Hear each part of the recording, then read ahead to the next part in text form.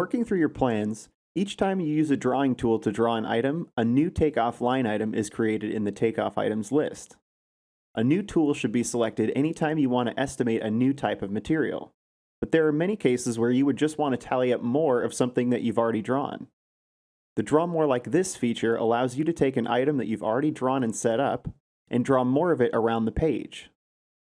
To draw more of an item, right-click on it and choose Draw More Like This.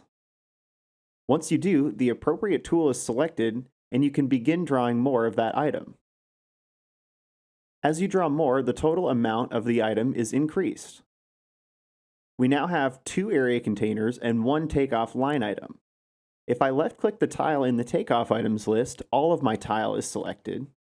And if I right-click over here and change the color or the application or product, all of these items are affected.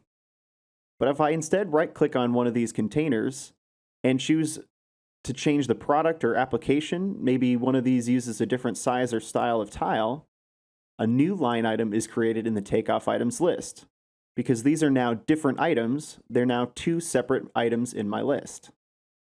So be aware that right-clicking in the digitizer will only affect the item that you right-click on, whereas right-clicking on the line item in the takeoff items list will affect all instances of that particular item. Another example, I've drawn out some drywall here, and I'll again use the Draw More Like This feature to measure out more of my walls.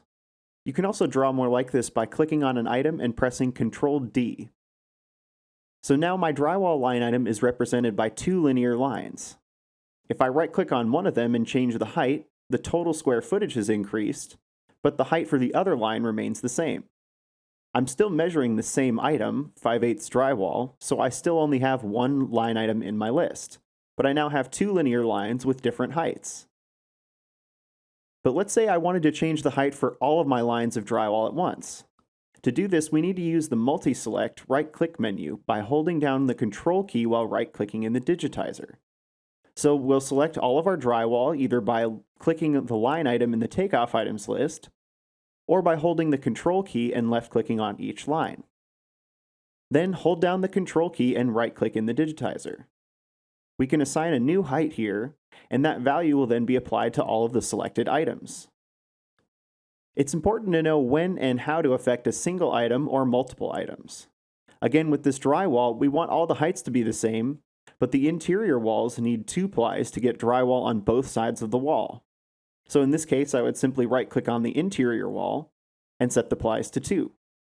Increasing the plies to 2 effectively doubles the linear coverage, which increases the square footage accordingly. Finally, we'll talk about child takeoff items. After drawing out the linear footage for these walls, I can assume that the quantity of baseboard trim required would equal that linear footage. Rather than redrawing the lines, we can use a child item. Just right-click on the drywall in the takeoff items list and choose Create a Child of this takeoff item. A new line item will appear in your list that matches the measurements of the parent item. So now I have a new linear square footage that I could use to assign a new material type to. You can tell this item is a child because it's indented in the list. Child items do not have a color and don't appear in the digitizer. They just follow whatever the parent item does. So my drywall is calculating a square footage based on the height I set and the total linear footage of my lines. For the child item, I can just reuse that linear footage by changing the application from LSF to LF. Then I can rename this application to baseboard trim, and now my one line is producing multiple materials. If I continue drawing any more drywall, I'll also get more baseboard trim. Note that control of child takeoff items is limited. You cannot assign a different height or ply for child items. So it's best to choose the more complex item as the parent. So things like linear square footage, volume, or linear volume should always be the parent. The next video will cover how to export the list of materials and create framing layouts.